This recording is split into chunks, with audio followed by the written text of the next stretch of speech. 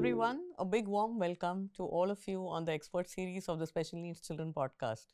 Thank you so much for your time and agreeing to do the podcast with me. Today on the show we have with us Dr. Deepti Gandhi. Dr. Deepti Gandhi is the founder and CEO of Muskan Foundation, a WHO trained, nationally renowned low vision consultant.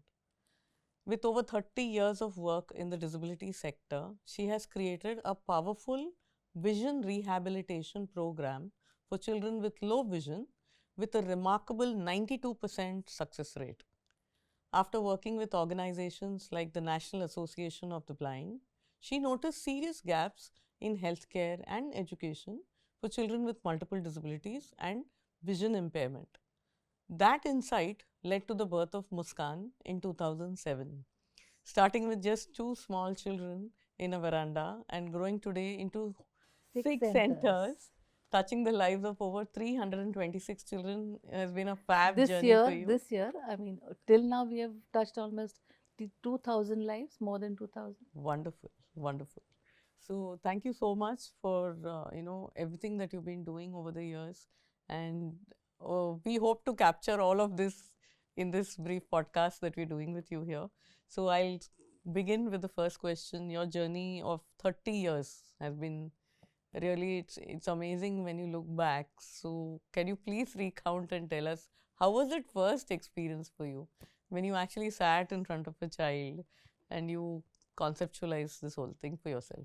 So, Chitra, when I got married, my husband said that you need not be a breadwinner. Look for something where you can contribute to the lives of children. I did not know anything about special education at that time. So then that's how I started looking for where I could go.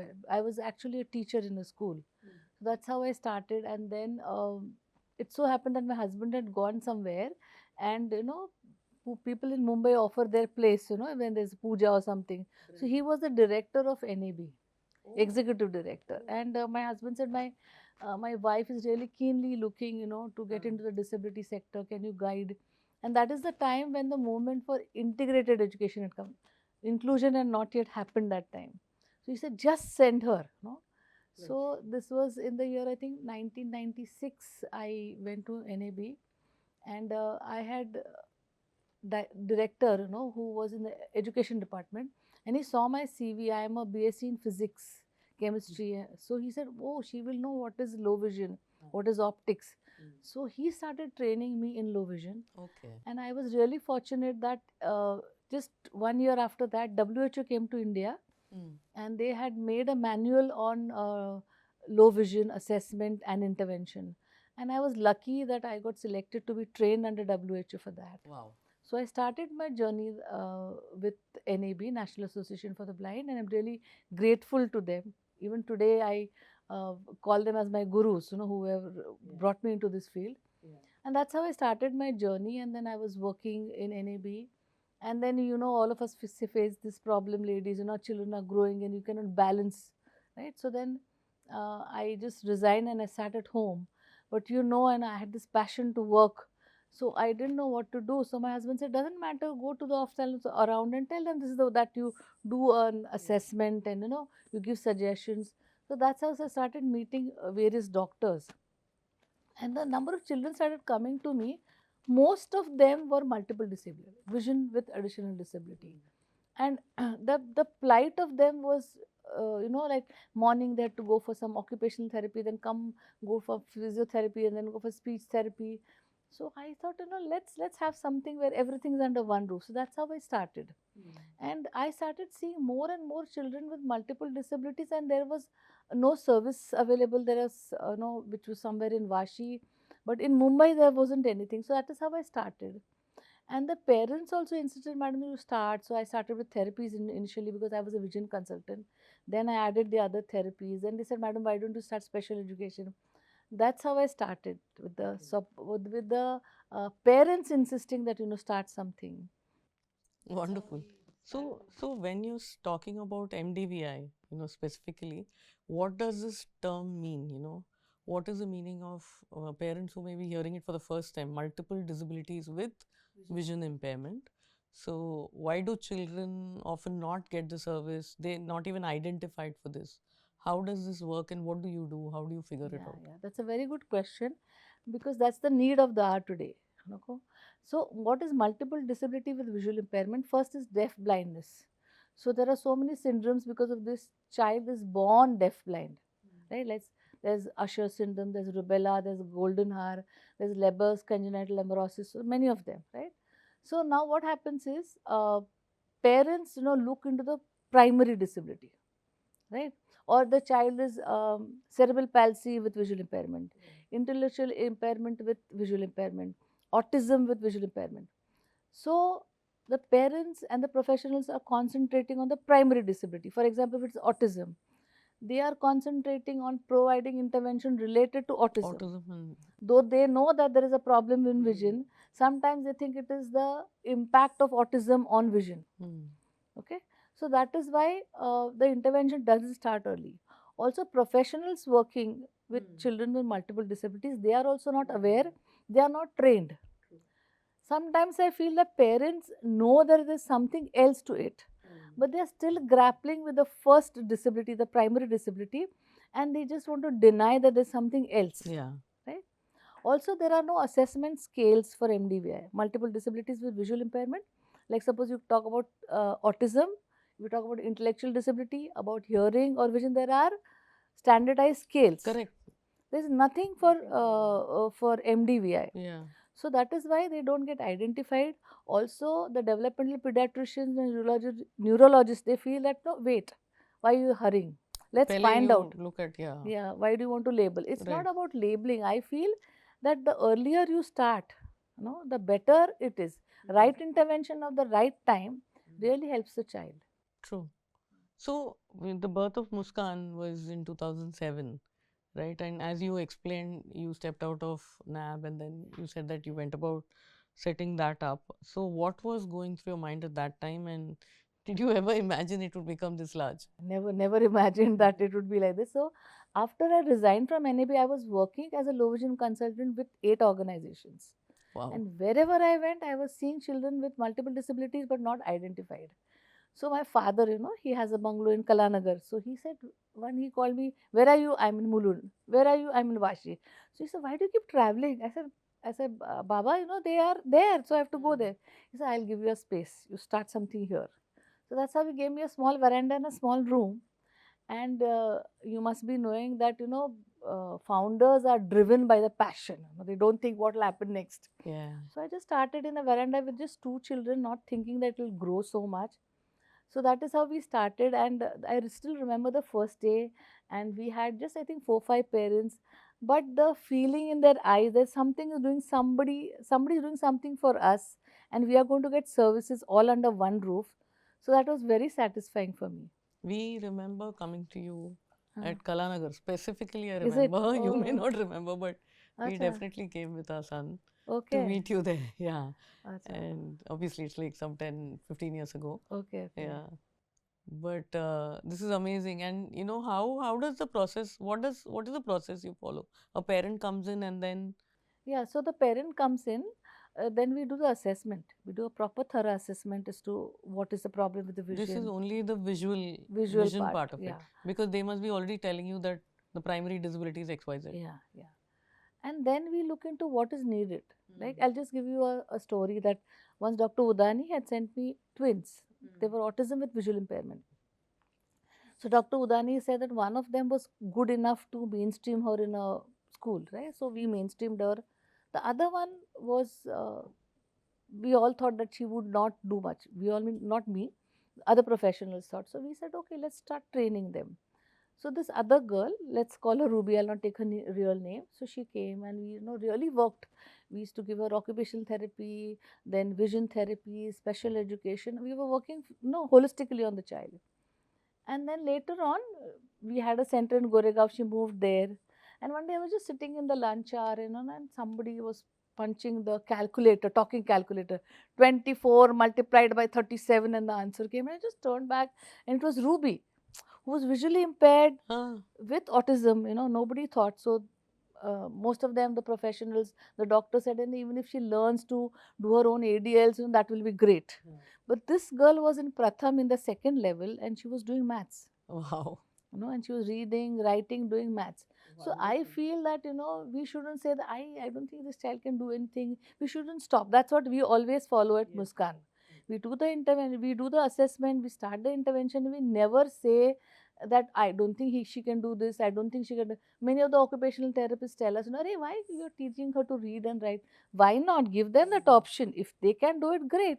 If they can't, it's all right, right?" So that's how we Eventually, do. it all will add up to pre-voc vocation, and it Yeah, goes on yeah. to so many choices in So life many that you have to choices in make. life. Yeah, Otherwise, there's one area which, as you said, we're busy looking at everything else, and yeah, this yeah, is perhaps one area that gets missed yeah. completely. Even one more. There was this girl, Leber's congenital amaurosis. Yeah. So that is, they have autism with visual impairment. Okay.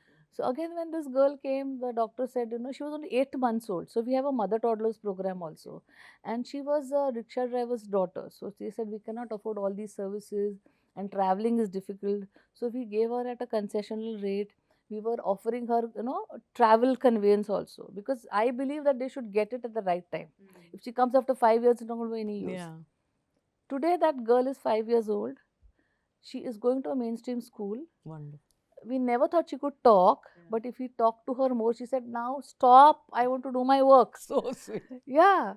So I think most organizations, first of all, don't start early. We have a mother toddlers. We take children as young as 8 months, 9 months. That creates an impact.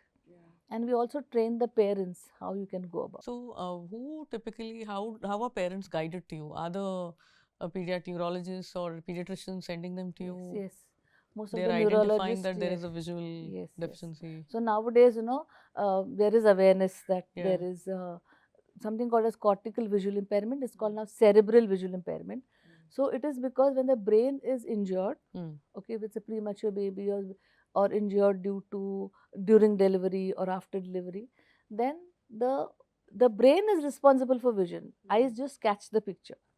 So there are a lot of children who have intellectual impairment with cerebral visual impairment. So they are also getting aware, and they have certain characteristics. So they have started sending children to us. Okay.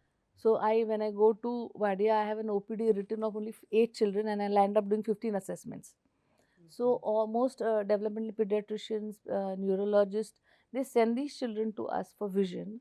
But then later on, we provide them the other services. But like if a child is hyperactive, you're not able to sit in one place, how can I give vision? So we ask the OT to just find out whether the child needs it. So that's how we provide a holistic therapies for the child. And suppose we feel the child has enough cognition to do reading, writing, then we give other it's functional academics that we provide to them. That's how we go about. So I have a big team, Chitra. I have uh, special educators, RCI qualified. We have occupational therapists, physiotherapists, speech therapists. We are doing vision, and that's how we have everything under one roof. So, what And is the age group of the children that you take?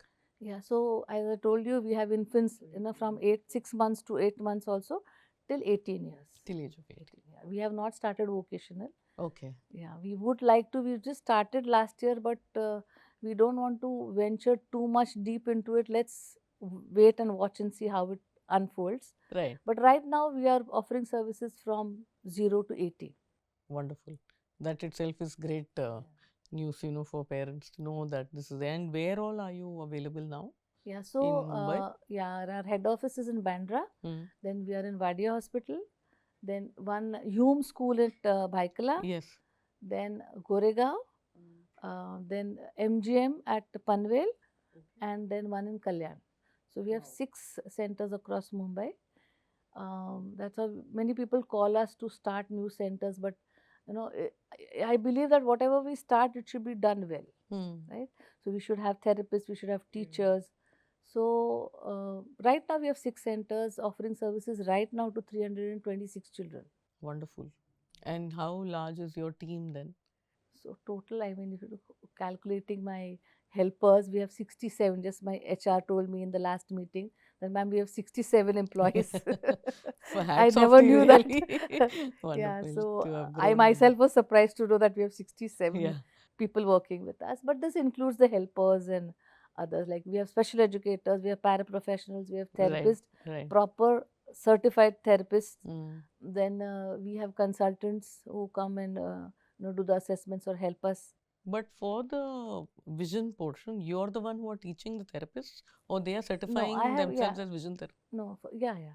So I am the one who does the assessment and gives the program, and I have paraprofessionals who execute it. Okay. Yeah, because there are so many children coming, I cannot do it anymore. Right. Yeah. In terms of this program, the entire vision rehabilitation program, can you please share how it transforms the learning? Like you gave brief examples, but is there a particular story that you can share where having done this over a period of time? Because usually when parents are also exposed to a new kind of therapy, they do it for, it's like literally a dipstick. They just do it for like 1 month, 2 months, 3 months. कुछ नहीं हुआ, okay नहीं, start working. So what happens typically, and what do you tell the parent? So vision rehabilitation has 3 steps. Better? The first one is vision stimulation. So like when you go to the gym, you first warm up, right? So vision stimulation is just telling the brain that you can see. Yeah. You can do, you can, use that vision. So you just stimulate the vision with lights, contrast charts, and then we have a visual efficiency program. Let's go back to the example of the gym where you train your, upper body, your lower body, whatever. So like that, we train the visual skills.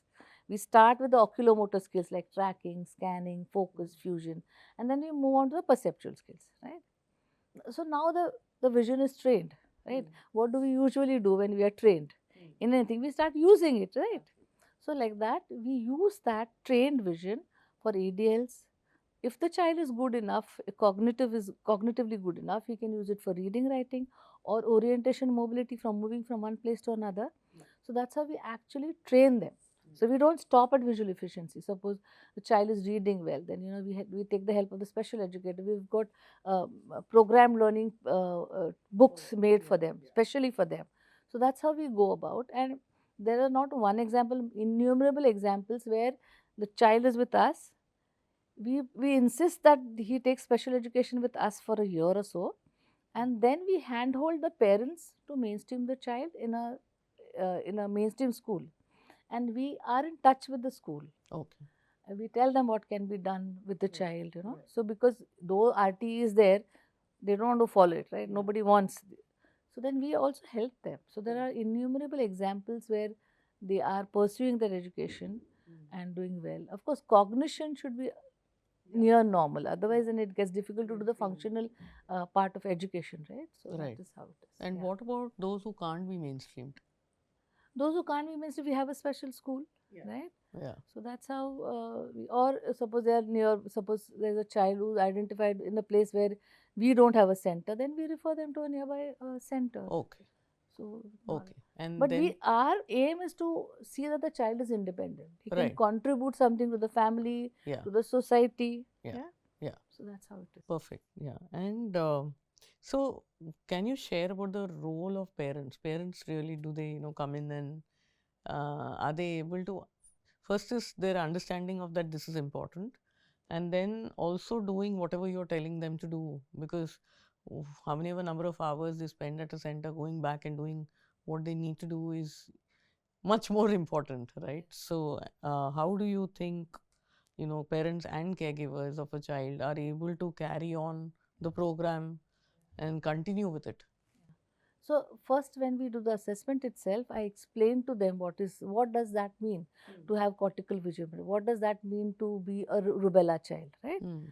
So then we explain to them what it is, and then we explain the whole process, what's going to happen, and we tell them it will take 6 months, it will take, or they, everybody wants fixed solutions. Madam, kitna time aana padega? 3 mahine ho jayega. I said, this is, we cannot know, we cannot understand how the brain will operate, right? Every child is different. So then we train them. We have a WHO program which is available on WHO website. Correct. On parent empowerment. There's 15 modules in it. Oh. Right? So wonderful. And all my teachers are certified. So we have proper sessions with our parents. To train the parent. To also. train the parents. to how I also did the course, because if Yeah. my teachers are going to do, I want to know Yeah, what is there. absolutely. So we have divided that course, 15 modules, again broken them into smaller pieces, Hmm. and our trained teachers take sessions with our parents to how to go about with it. Not only in vision rehabilitation, in other areas also, like communication, socialization, cognition, everything we go through them. Then we have a wonderful program called as CAME, a positive change. C is for counseling. Okay. So a parent is bogged down with so many things. So I had my friend who came to help me as a counselor, and while having lunch, she said, Dipti, are you aware that so many of them have suicidal tendencies? Hmm. Right? So I said, then we must do something about it. Only working with the child is not important. So we started counseling for parents, and we are getting a very good response. Then we have MAP. A is for activities. So we arrange for various activities. We call experts Hmm. in the medical field or others who can speak, like Yeah. sleep disorders. They don't know what is to be done, right? Or maybe feeding disorders, whatever they feel. We ask the parents, what do you want? So we have experts coming in Understood. and talking. Like you just said, they start with a medication and they said, abhi bas ho gaya, apne aap band kar dete. Why shouldn't you stop? Why should you go regularly to the doctor? So we have these experts coming. Then we arrange competitions for them, so they feel that I can also do something. So that is A for activities. Then M is for music therapy. Music, it always helps even you and me in our mental health. So we have music for them. And E is for parent empowerment program, which is the WHO program that we follow. So we have a complete package, and ongoingly we keep informing the parents as to what's happening with the child. Like we have the mother toddlers program, right? Hmm. So there also we tell them, we are doing this activity for what? Yeah. How do you do it? We have small talks, 10-15 minutes talks. We may call our own occupational therapist, like, and then they talk to the parents and they tell them, and they have time to for somebody to ask questions and answer, because when they go to these professionals, they don't have time to answer their questions. So they tell them. Suppose he says, मेरा बच्चा हाथ से नहीं खाता है, hand use नहीं है autism में, कैसा करना चाहिए? So you tell them that. A simple thing, that what's the difference between a tantrum and a meltdown? Parents don't know. So, so we have these talks ingrained, and we have this staff like counselors, our professionals. They all come together with the parents, and they say, you have a main important role to play, because the child is going to be with us for maybe 2 hours, 4 hours, 8 hours, whatever it is.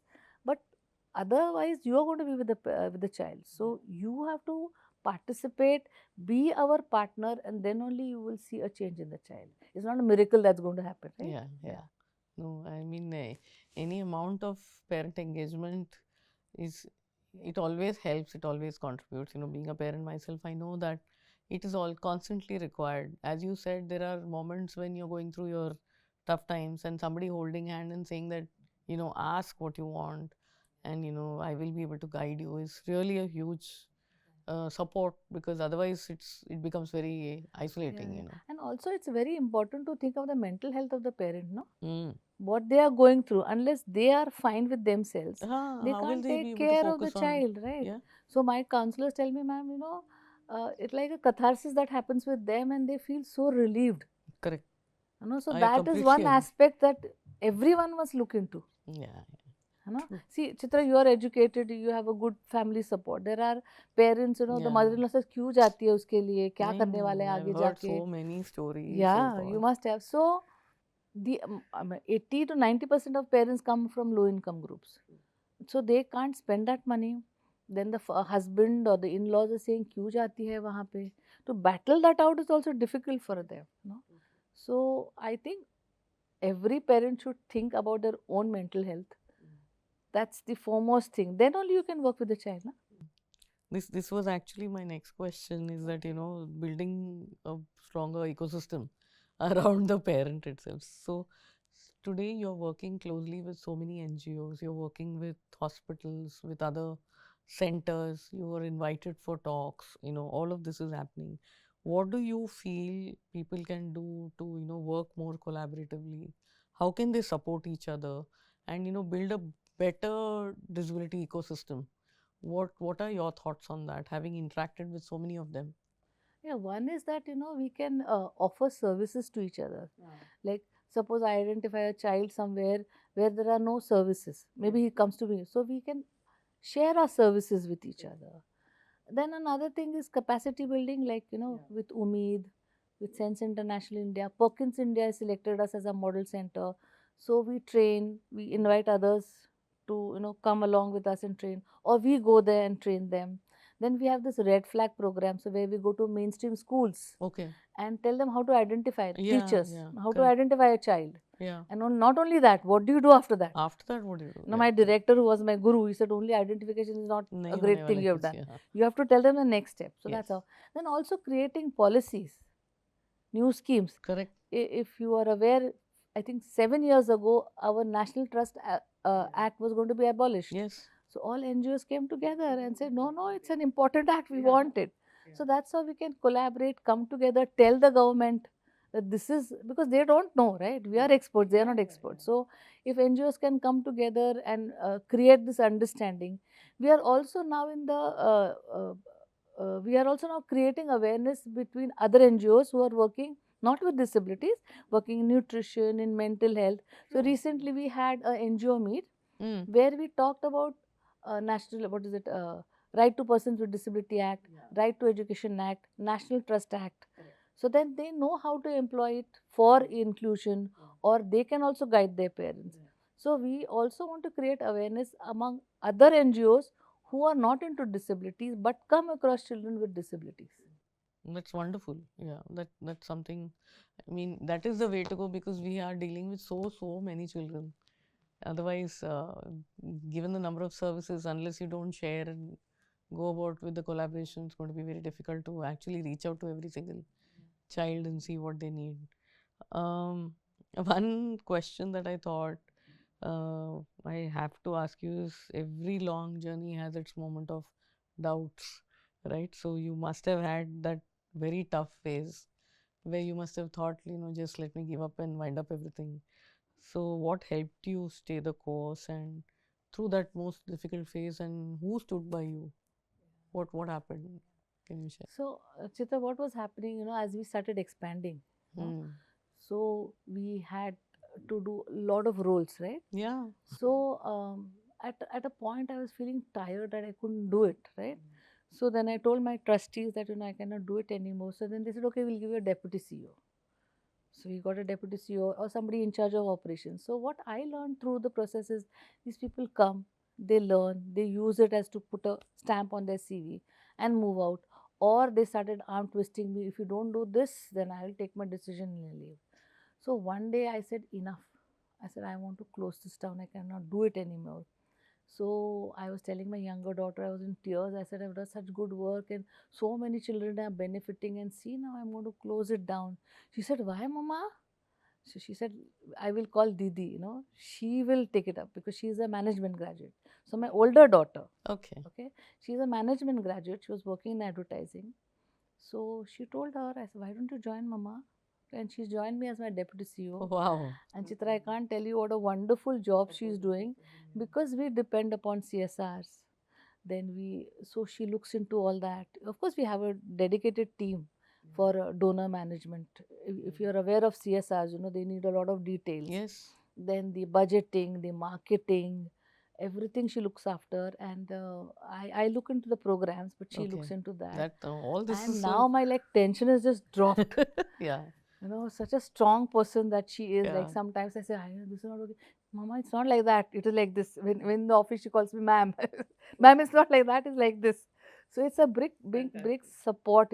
Otherwise, I was really seriously thinking of closing it down because you can't do it with 6 centers and so many programs going on. Yeah. And I really thank my daughter. I've never said this to her. She's doing a wonderful job. Yeah. No, it's so when we even speak, and there have been multiple cases where people say that now I'm going to set up my own business and I'm going to do something, I'm going to do XYZ because of the pure passion of it. When you come to the teacher zone, the education space, as well as special education, to be able to do more than so much that you can, to go beyond, to hire people, to do all of that, it's just so difficult unless you're born with one management leadership gene that you go ahead and No, you even can do. if you're It is born so with that, difficult for even the IITians, right? very It's not true. an easy thing Not at an all easy because thing. you are And gifted at yeah, something. and you should have like you should have an HR, you should have donor Yeah. management, you should have a social media person, and now you have to control all of them is a Yeah. difficult So part. hats off to your daughters, both your daughters, the younger one to suggest the older one and the older one to come in. Yeah. Thanks to them, you are able to do what you are Yeah. doing Just today. while coming, I was just telling her, and you need to buy a laptop. This is, Mama, wait, first you look at the budget. You don't keep spending like that. So, if somebody else would have told me, I used to Right, say, what is she trying to say? But the way she tells me, first of all, because she's my daughter, right. and she has She's, seen this passion in me yeah, since she yeah. was a child. Yes. So, she has just taken that passion now. So, That's, I'm really not bothered about, the life of Muskan now. I know it's going to what run are their well. names? The older one is Shambhavi and the younger Shambhavi. one is Lovely. Yogini. Yogini. Yeah. Okay. So, Lovely. yeah. Thank you, Shambhavi and Yogini, for what you've done for your mom and for all of us. Thanks a ton. Yeah. So, what is your long-term vision, Dipti, for Yeah. Muskan? So, many people ask me this question. I do not want to increase the number of centers, but I would like to consolidate and, go deeper into each program. Like I said, we have started something for parents. Yeah. Parents are partners, right? Right. So, we are really making a great program for them. What is the meaning of that? CAME, I told CAME is For a counseling parent, activities. all of this that you explained, yeah. So for parents, then even special education, right? So we are really looking into why does a child not write? So we have experts, we have advisors who come. So we are really going to the depth of each program, and going to deeper into it and consolidate it so that in the next 10-15 years we can just use it instead of just expanding. That's not it, right? Then capacity building, right? I believe, when a carpenter comes to our house, he first sharpens the tools for half an hour and then only he can create something wonderful. So I also believe that the special educators must be trained well.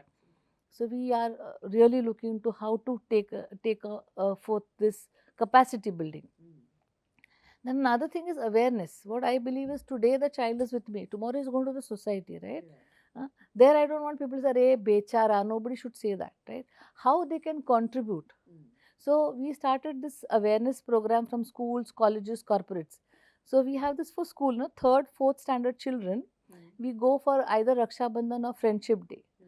So our children and their children, they just sit in circles and make those friendship bands.